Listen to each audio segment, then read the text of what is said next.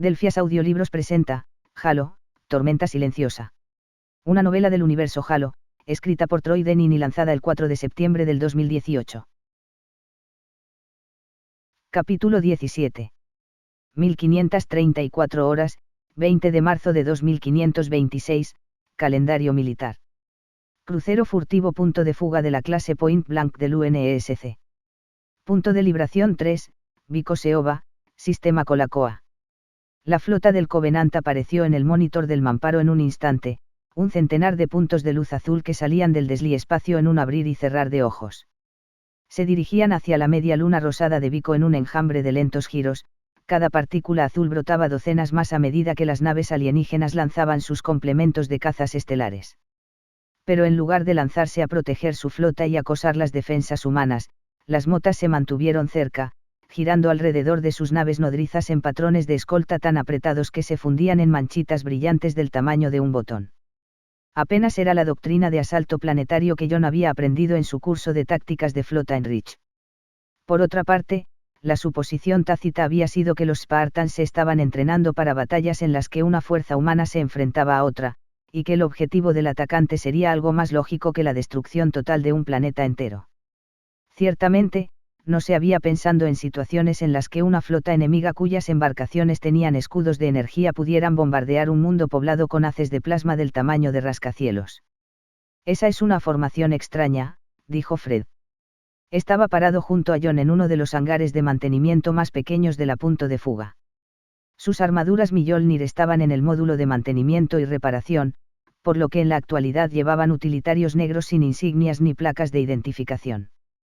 Kelly y Linda estaban a ambos lados, también vestidas de negro. Había 4 Spartans más en una esquina trasera del hangar, familiarizándose con algunas de las armas recuperadas en Seova. Los otros 4 miembros del escuadrón seguían en la enfermería con lesiones que iban desde la enfermedad por descompresión hasta una rotura de bazo. Mientras tanto, la doctora Halsey estaba encerrada en su laboratorio con algún tipo de proyector holográfico del Covenant, recuperado de los escombros de la nave que la noche estrellada había derribado cuando se autodestruyó. Cuando nadie respondió, Fred añadió, uno pensaría que sus comandantes nunca han estado en una escuela de guerra de flotas. Diferentes armas, diferentes tácticas, contestó John. Cierto, pero luchas en beneficio de tu arma, dijo Kelly. Si yo fuera el Covenant, me pararía detrás de una pantalla de combate. Usaría esos cañones de plasma para atacar las defensas orbitales y hacer que la flota de Vico viniera a mí. Eso sería lo más inteligente, estuvo de acuerdo Linda. Pero también sería predecible. Una flotilla de briznas blancas comenzó a acumularse en el lado de la luz del día de Vico mientras la pequeña armada espacial del planeta se posicionaba para entablar batalla. Había unas 50 embarcaciones, pero John sabía que la mayoría de ellas serían fragatas de patrulla diseñadas para deshabilitar naves de contrabando, no para ir de nariz a nariz con naves capitales con escudos de energía. No había forma de que pudieran detener a la flota invasora. Pero si esperaban su tiempo y empleaban tácticas de jauría de lobos, los marineros viconos podrían llevarse algunas naves enemigas con ellos.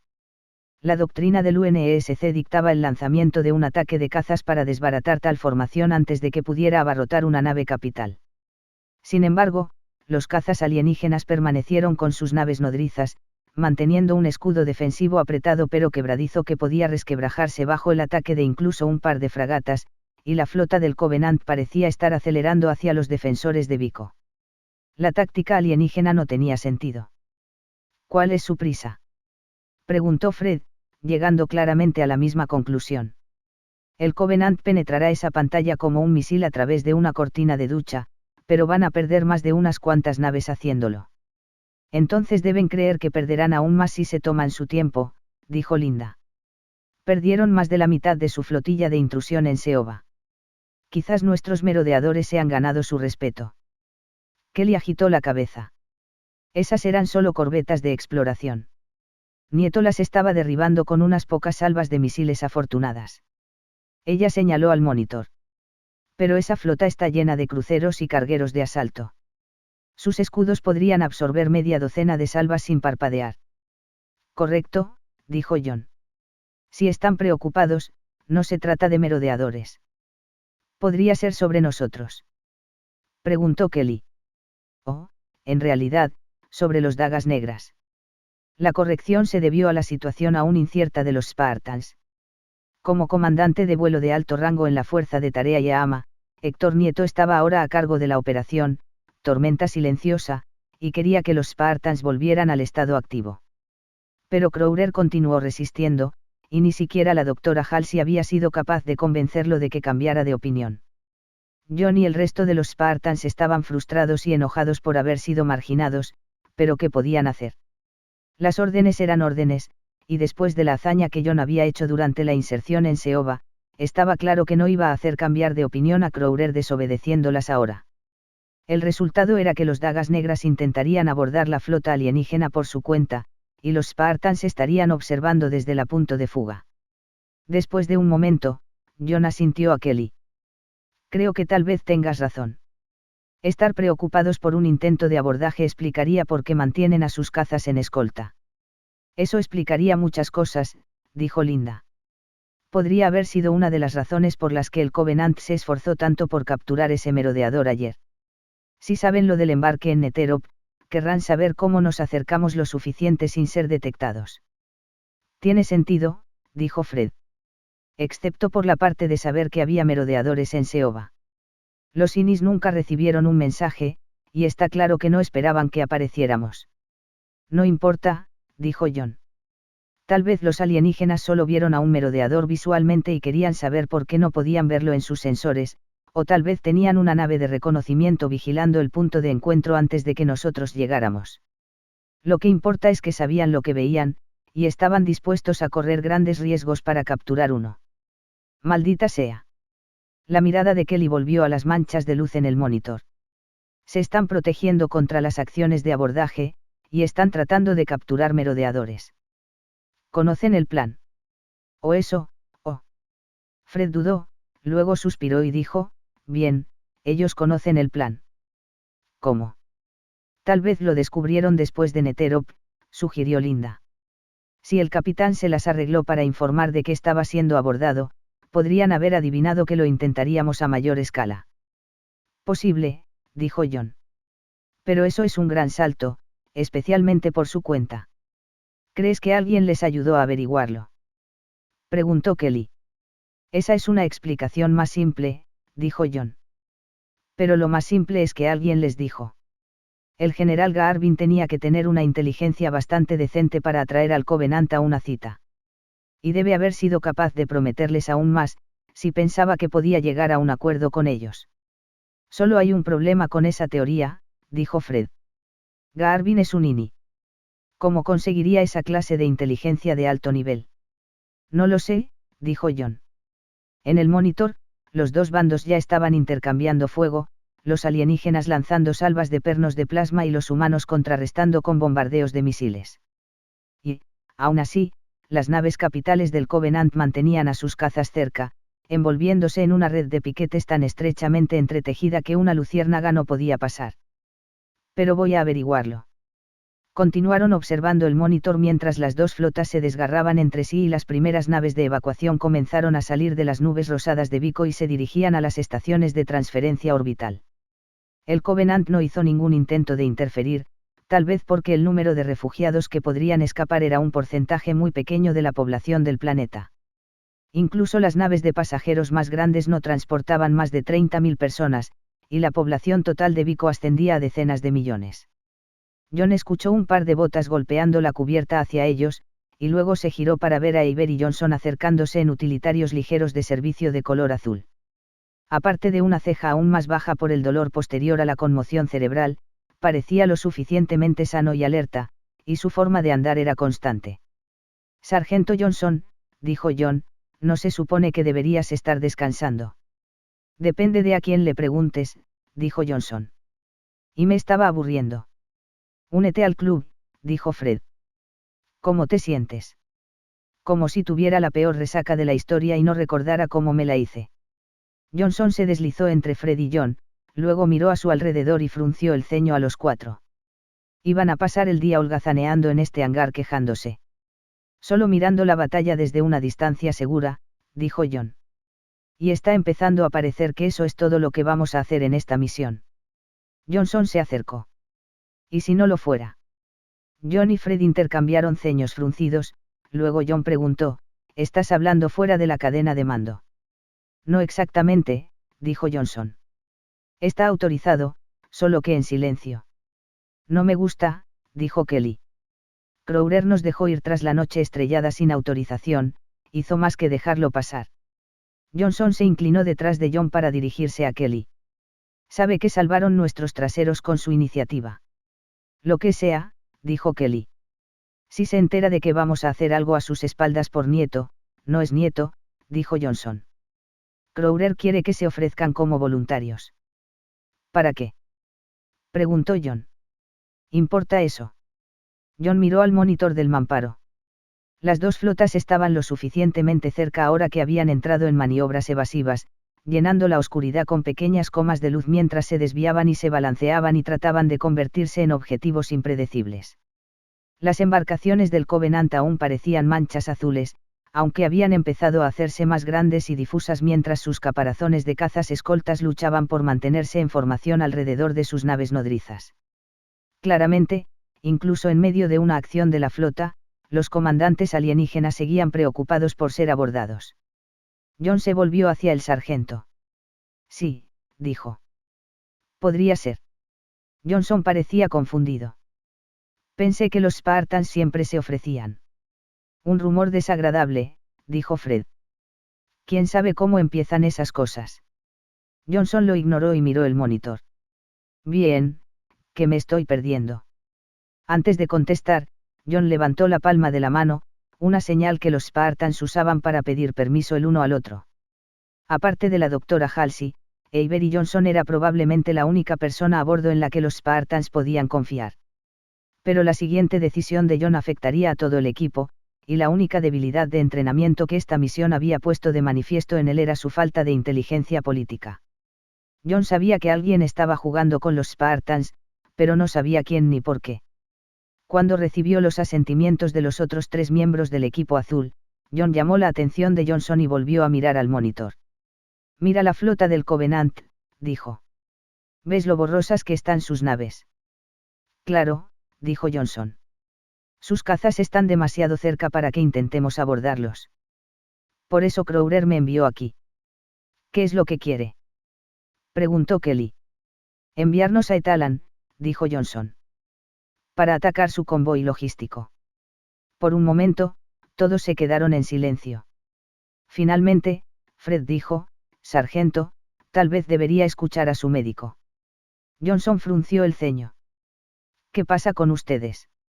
Estás diciendo locuras, dijo Linda. El único lugar al que el coronel quiere enviarnos es a Rich. Los ojos de Johnson se iluminaron de comprensión. Están preocupados por la discusión en el servicio. Entre otras cosas, dijo John. Eso fue solo una tapadera, dijo Johnson. Crowder quería retenerlos para esta misión. Así que amenazó con relevar a Nieto del mando. Preguntó Kelly. ¿No habría sido más fácil explicar lo que estaba pensando? En realidad no. Johnson bajó la mirada. Hay otros problemas. Tenemos algunos propios, dijo John. Los Spartans no se ofrecerán para nada hasta que te pongas a nuestro nivel. Johnson pensó durante un momento, y luego se encogió de hombros. Supongo que merecen saberlo, dijo. Al coronel Crowder no le gustó el tiempo que le tomó a Nieto responder a su llamada de apoyo en Seoba. Y a nosotros tampoco, dijo John. Pero eliminó 2 corbetas. El coronel cree que podría haber acabado con el resto si se hubiera movido más rápido. Johnson se detuvo y añadió, y hay algo más que acaba de aprender. El transporte de prisioneros nunca llegó a Vico. No me sorprende en absoluto, dijo Kelly. El Covenant estaba disparando a todo lo que salía de Seoba, y las Bantas no son exactamente una nave sigilosa. No fue impactada, ni siquiera un poquito, dijo Johnson. La Viuda Negra la tiene en una cámara de combate mientras se mueve para salir de la órbita. John comenzó a tener una sensación de náuseas en el estómago. Y los pilotos eran del vuelo fantasma de Nieto. ¿Ves el problema aquí?, dijo Johnson. Eso no significa que fueran espías inis, o que Nieto sabía de ellos si lo eran. Pero tenemos que tener cuidado. ¿Tú crees? Fred agitó la cabeza con frustración y se volvió hacia John. Ahora todo tiene sentido. Quizá el coronel Crowder tenga razón. Nieto se tomó su tiempo para apoyarnos en Seoba. Nos estaba usando como cebo. A pesar de lo exasperado que estaba John con la lenta respuesta durante la búsqueda de la noche estrellada, Nieto no había hecho otra cosa que apoyar a los Spartans antes y después, y era difícil creer que el comandante pudiera ser realmente un espía insurreccionista. Y funcionó. Destruyó casi la mitad de la flotilla alienígena e hizo huir a las otras dos naves. John, él ha estado tratando de que nos maten desde el intento de captura en Neterop, dijo Kelly. La comunicación abierta del operador del sensor no fue un accidente. No era un investigador del JAG, pero las pruebas contra Nieto parecían bastante débiles. Había muchas coincidencias que se podían explicar de una docena de maneras diferentes, y ciertamente parecía posible que todo lo que se atribuía al comandante hubiera sido hecho por la tripulación de vuelo desaparecida por su cuenta. Incluso la forma en que Nieto se había visto obligado a revelar la verdadera edad de los Spartans se podía atribuir a la simple curiosidad y a sus escasas habilidades sociales. Así que existía la posibilidad de que Nieto no fuera el traidor que las circunstancias sugerían. Pero, merecía la pena apostar por las vidas de todo el equipo de John. Después de un momento, Johnson preguntó, ¿quieres que sea Crowder? No. Eso sería mucho más fácil, sí, dijo John. ¿Y quién dice que enviarnos a Etalan no es una trampa también? No había pensado en eso, admitió Johnson. Que los Spartans salgan solos y eliminen la competencia del 21º. Eso es posible, supongo. Kelly resopló, Fred agitó la cabeza y Linda puso los ojos en blanco. Una pequeña sonrisa apareció en la cara de Johnson ante la reacción colectiva del equipo azul, luego continuó, pero solo hay una manera de averiguarlo. Tienen que tomar la misión. Sí, supongo que sí, dijo John. Para eso están los Spartans, ¿no? Capítulo 18. Novena era de la reclamación. 34º ciclo, 64 unidades, calendario de batalla del Covenant. Flotilla de las estrellas de sangre, transporte Emmalin de la clase Vanta capturado. Punto de libración 4, tercera luna planeta Borodan, sistema Kirill. Quizás Telzatulai mataría más tarde a toda la tripulación de la nave, después de que sus pasiones se hubiesen enfriado y pudiese estar seguro de que sus muertes se producían por voluntad de los profetas y no por la suya propia. Hasta entonces, hasta que sus mandíbulas dejaran de rechinar y el nudo entre sus corazones se soltara, detendría su mano y aprendería lo que había traído a los humanos hacia él, porque habían arriesgado su nave y sus vidas para seguir el rastro del susurro sagrado en un transporte tan torpe, mal armado y extrañamente designado como el Emmalin. Los dos jóvenes escoltas Jiralhanae de Zatulai también estaban nerviosos, moviéndose de un lado a otro en su nueva armadura de estrellas de sangre a medida que la presión en la espaciosa esclusa de aire del transporte se igualaba lentamente. La pareja era la más segura y astuta del grupo especial que Zatulai había reunido para ayudar a destruir a los odiados Spartans, y ambos estaban emergiendo como fuertes líderes. Para evitar que se convirtieran en rivales, un desarrollo que rápidamente llevaría a una pelea a muerte en la cultura bruta de los Jiralhanae, aprovechaba todas las oportunidades para darles tareas que los obligaba a mirarse como hermanos de armas. Hoy, les había dicho que dejaran sus armas a bordo del susurro sagrado y le acompañaran a bordo de la embarcación humana, una orden que parecía inquietar aún más a ambos escoltas de lo que les desconcertaba. Finalmente, Orsun, siempre el más circunspecto de los dos, ya no podía soportar el misterio. Esto es una locura, esgrimidor. Su voz era retumbante y segura, incluso a través del transceptor del casco de Zatulai. Una nave de este tamaño puede albergar a 500 humanos. Ni siquiera Castor y yo podemos defenderte de tantos sin armas. Tú, Jiralhanae. Zatulai sibiló en su transceptor. Siempre siendo gracioso. Orsun se quedó en silencio un momento y dijo, no estaba siendo gracioso, esgrimidor. Zatulai se dio la vuelta y miró hacia arriba a la cabeza del Jiralhanae. Con su hocico coriáceo y sus largos colmillos, era un rostro de aspecto feroz, uno que aún podía inspirar un poco de miedo incluso en él, que había sido asignado para matar a 27 de los Bruts a lo largo de los años. No lo estabas. Zatulai intentó sonar asombrado. Entonces, ¿estás tratando de insultarme? Nunca. Dijo Orsun. Solo me pregunto cómo defenderte sin armas. Soy una primera espada de los sombra silenciosa, dijo Zatulai. No necesito que me defiendas. Ah. Orsun parecía más confundido que nunca. Como desees, entonces. Se quedaron en silencio por un momento, luego Castor preguntó, Esgrimidor, si no estamos aquí para defenderte, entonces ¿por qué ordenaste nuestra presencia? Para hacer una puntualidad, dijo Zatulai. ¿Cómo se vería si abordara una nave humana solo? No hay nada más extraño que abordar una sin armas, dijo Castor. Pero es un honor acompañarte. Mientras no te maten por eso. Preguntó Zatulai. Eso no importa. El tono de Castor era serio. He puesto mis botas en la senda sagrada, y caminaré hacia donde me lleve. Como yo, dijo Orsun. Pero sería mucho más feliz si la senda sagrada no nos llevara a la muerte. Zatulai volvió a sibilar, esta vez con verdadera diversión. Hoy no. Un ruido sordo sonó dentro de la escotilla interior, y se volvió para mirar hacia adelante de nuevo. Una vez que abordemos, manténganse a su altura máxima, y no se acomoden a los miedos de ellos, no son aliados. ¿Deseas que parezcamos intimidantes? Preguntó Orsun. Imponentes, dijo Zatulai. Despreciables y despreocupados. No hablen con los humanos. Pueden matar a uno o dos, si es necesario, pero no les digan absolutamente nada. Como ordenes, esgrimidor. Castor sonaba desconcertado pero obediente. Se hará. La escotilla se replegó, revelando un pasadizo azul pálido que contenía 12 humanos de ojos anchos sosteniendo pistolas de proyectiles con cañones largos. Su atuendo era, en el mejor de los casos, no militar, consistente en pantalones desgastados y camisas con mangas rasgadas. Pero Zatulai había estudiado la cultura humana con suficiente profundidad como para darse cuenta de que esa elección sartorial era un tipo de uniforme por derecho propio, una declaración que proclamaba que el portador era ferozmente independiente y no se preocupaba por las opiniones de los demás. De encuentros previos con esos tipos, sabía que significaba que probablemente serían valientes, pero indisciplinados, mal entrenados, y más propensos a iniciar una batalla por miedo o por malentendidos.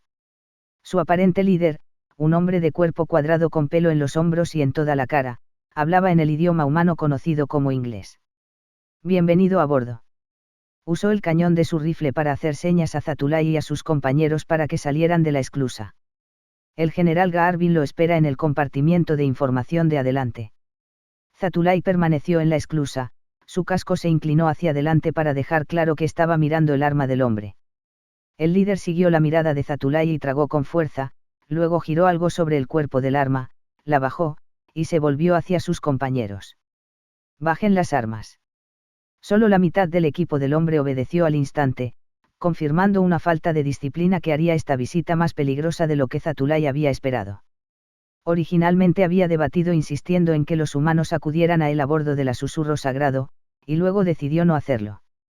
La demanda podría interpretarse como ansiedad, pero lo que es más importante, no se atrevía a mancillar el suelo de las embarcaciones del Covenant con las huellas de las alimañas, lo que ya había sucedido bastante últimamente.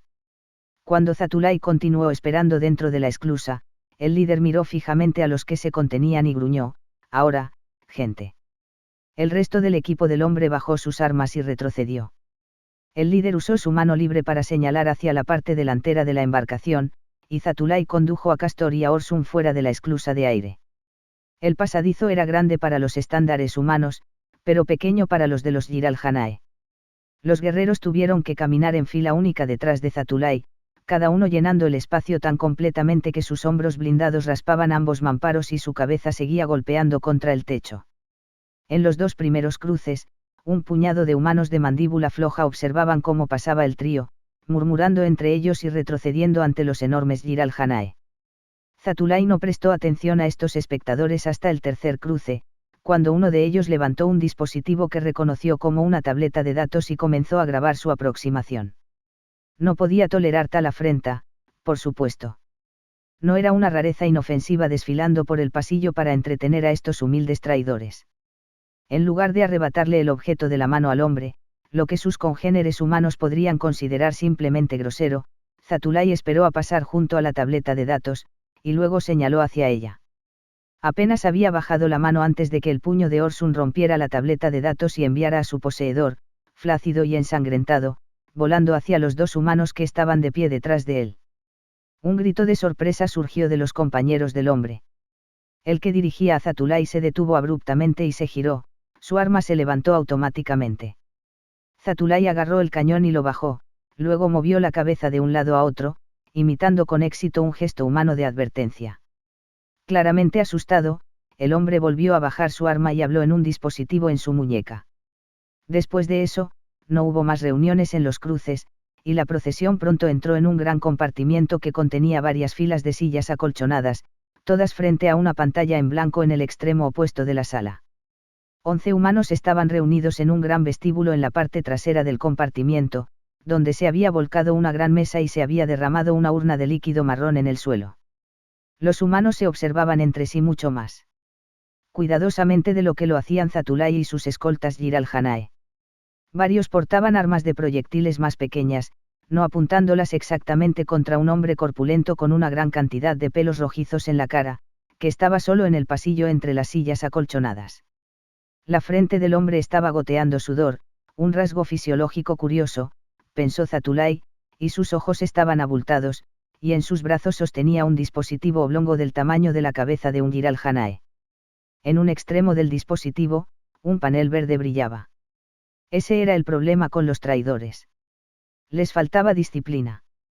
Zatulai se adentró más en el compartimiento, forzando a los humanos a retroceder para que Castor y Orsun tuvieran espacio, y luego se volvió hacia un hombre delgado con ojos inteligentes y una mandíbula firme, a quien reconoció por el mensaje holográfico de los renegados como el general Garvin. Oh, no, no lo harás. Fue el hombre corpulento con el dispositivo oblongo el que dijo esto. Habla conmigo. Yo soy el que tiene la bomba nuclear. Zatulai lo miró brevemente, y luego se volvió hacia Garvin. Lo siento por eso. Garvin hizo un gesto hacia el dispositivo en las manos del hombre. Es una ojiva termonuclear, un dispositivo destructivo de fusión media Havok Mark 2521, liberada de la fuerza de tarea Yama. Pensamos que les gustaría saber cómo los Spartans pretenden destruir su flota, así que la trajimos. Desafortunadamente, en el momento en que abordó, el comandante Booth se la llevó. Dice que está armada. Yo era jefe de mantenimiento de municiones a bordo del Arouman Blue, así que más vale que creas que está armada. Booth dirigió sus siguientes palabras hacia Zatulai. O cancelas el ataque a Vico, o dejo que explote. Zatulai volvió a girar su casco hacia este comandante Booth y no dijo nada. ¿Podría el hombre realmente creer que un comandante menor de la flotilla Sangeili tenía la autoridad para detener un ataque planetario? Seguramente los humanos nunca confiarían sus armas de destrucción masiva a un tonto. La amenaza de Booth tenía que ser un truco de negociación apresurado a través del cual los humanos esperaban manipularlo.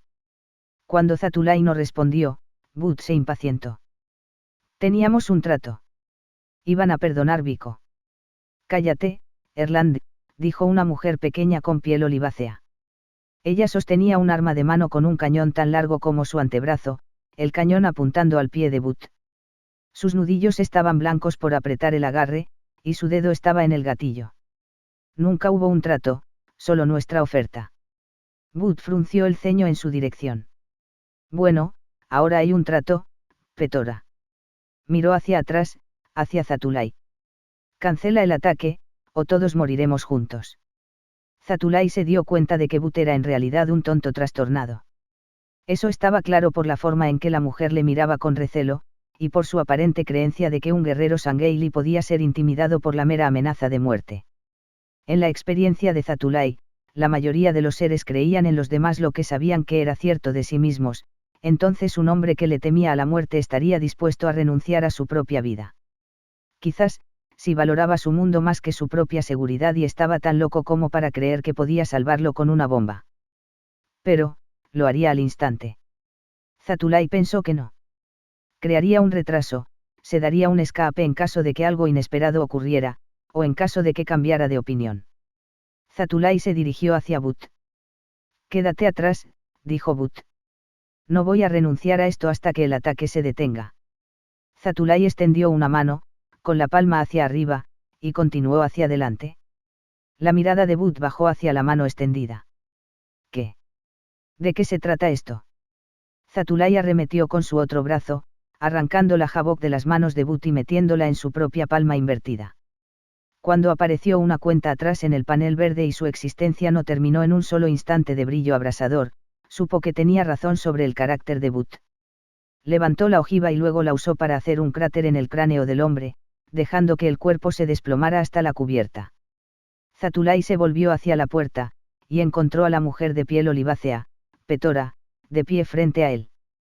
Permíteme. Petora enfundó su arma y tomó la ojiva de sus manos, y luego examinó el panel verde. 50 segundos. ¿Alguien sabe cómo desarmar esta cosa? El general Garvin inmediatamente se puso de su lado y comenzó a estudiar el panel. La comprensión de Zatulai de la escritura humana no era lo suficientemente fuerte como para identificar los números a medida que pasaban, pero contó 20 respiraciones antes de que Garvin comenzara a tocar la pantalla táctil. El general Garvin era obviamente un guerrero disciplinado y bien entrenado, quizás incluso uno que había hecho el voto de muerte y consideraba que su vida ya había sido sacrificada por la causa a la que servía, y Zatulai tendría que tratarlo con más cautela que el resto de estos traidores. Si todos sobrevivían los siguientes segundos, por supuesto. Garvin finalmente dejó de tocar, y la cuenta atrás cesó antes de que el panel verde se oscureciera. El general aclaró su garganta, lo que era un signo de ansiedad humana. Entonces le quitó la ojiva a Petora y se la mostró a Zatulai. Por favor, acepte esto como muestra de nuestra buena voluntad. Zatulai estudió el arma durante un momento, pensando en la posibilidad de que el regalo fuera simplemente una trampa diseñada para esconder municiones poderosas, o posiblemente un dispositivo espía, a bordo de una nave del Covenant.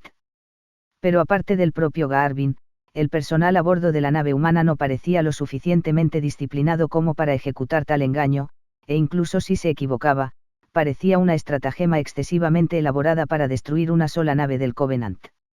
Zatulai le hizo un gesto a Orsun para que avanzara y aceptara la ojiva.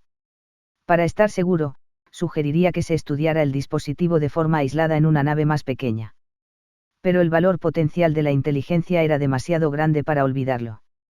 Si los ingenieros pudieran aprender a evitar que los artefactos detonaran, entonces la amenaza para las flotas del Covenant se reduciría considerablemente.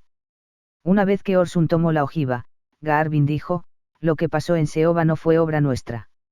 La fuerza de tarea de los Spartans apareció el día antes de nuestra reunión con ustedes y nos tomó por sorpresa. Miró al suelo y añadió, pensamos que fue solo una desafortunada coincidencia. Tenían la intención de organizar su operación en la misma cantera de hielo que elegimos para el encuentro. Sabiendo que su cara negra y alargada le haría parecer aún más enigmático y amenazador, Zatulai mantuvo el casco inclinado hacia Garvin y permaneció en silencio. Lo único de la coincidencia en Seoba que no parecía plausible era que Garvin no la hubiera previsto. Había 3 lunas orbitando el planeta que los humanos llamaban Vico, pero 2 estaban siendo activamente explotadas en busca de metales pesados. Solo Seoba estaba desierta, y su cantera de hielo abandonada era una zona ideal para atacar al mundo entero. Y ese pensamiento hizo que Zatulai recordara el primer mensaje de Garvin, tenemos un pequeño proyecto en el que nos gustaría su ayuda. Ahora Zatulai entendía por qué había tantos traidores en la Luna. Garvin esperaba derrocar a los gobernantes de este planeta y ocupar su lugar, y quería la ayuda del Covenant. Después de unos momentos incómodos, Garvin dijo, tenemos otro regalo. Lentamente empezó a alcanzar el bolsillo de su camisa. Zatulai sabía que el general temía que el movimiento fuera interpretado como un acto hostil, pero no era necesario. Ahora que entendía lo que querían los traidores, ya no le preocupaban sus intenciones. Cuando Garvin sacó sus dedos del bolsillo, estaban sosteniendo un pequeño objeto plano del tamaño de su palma, lo que los humanos llamaban una tarjeta de datos. Hemos estado intentando conseguir un traje de la armadura Mjolnir que usan los Spartans. Desafortunadamente, no hemos tenido éxito, aún no. Sostuvo la tarjeta para Zatulai. Pero este cristal de datos contiene esquemas para su armadura. Si no han capturado una tableta de datos, podemos suministrar una. Zatulai había capturado muchas tabletas de datos durante sus asignaciones de infiltración y sabía cómo usarlas todas. Hizo un gesto a Castor para que avanzara y aceptara el cristal de datos, luego inclinó su casco hacia adelante y continuó estudiando a Garvin. A estas alturas, Garvin ya se había dado cuenta de que Zatulai no iba a hablar con él. No tenemos nada más que ofrecer en este momento, dijo Garvin. Pero nuestros espías están bien situados en la fuerza de tarea Yahama, y han sido capaces de plantar una serie de dispositivos de escucha en lugares clave. Si puedes ayudarnos a tomar el control de Vico, podemos ayudarte a anticipar los próximos movimientos de los Spartans. Zatulai estaría encantado de aceptar la oferta. En sus términos, al menos. Había escuchado con consternación mientras sus estrellas de sangre caían ante los Spartans en la batalla de la cantera de hielo, y sus esfuerzos por capturar uno de sus merodeadores solo habían traído el desastre y la burla del magistrado Sansium de la flota de obediencia inexorable, el ministro menor de inspección de artefactos. A Zatulai le importaba poco la opinión del ministro menor, pero despreciaba cualquier deshonra en que pudiera caer la orden de los sombra silenciosa debido a esos fracasos. Si Zatulai pudiera aprovechar al general Garvin para capturar a esas abominaciones Spartan, compensaría con creces la pérdida de tantos guerreros y embarcaciones en Seoba. Por supuesto, cualquier alianza percibida por parte de Garvin sería totalmente falsa. El planeta sería limpiado muy pronto, como los otros antes que él. Sin embargo, no se podía permitir que estos Spartans continuaran, aunque esto requiriera seguir a un clan desorganizado de rebeldes humanos durante un tiempo. Según Zatulai, los Spartans eran la única amenaza real que la humanidad había mostrado hasta ahora, y él usaría todas las herramientas a su disposición para erradicarlos antes de que se convirtieran en un peligro para los planes de los jerarcas. Zatulai extendió una mano y la giró con la palma hacia arriba. Garvin miró la mano con perplejidad durante un momento, y finalmente pareció tomarlo como un gesto de aceptación. Si eso es un sí, voy a necesitar una forma de contactarte. Zatulai señaló a la pequeña mujer llamada Petora e hizo un gesto para que lo siguiera. Parecía alguien lo suficientemente inteligente como para entender los principios del funcionamiento de un comunicador supraluminal y las consecuencias de permitir que cayera en manos de los Spartans. Gracias por escuchar. Like y suscripción si les gustó y recuerden que pueden comentar cualquier cosa. Hasta el próximo capítulo, amigos.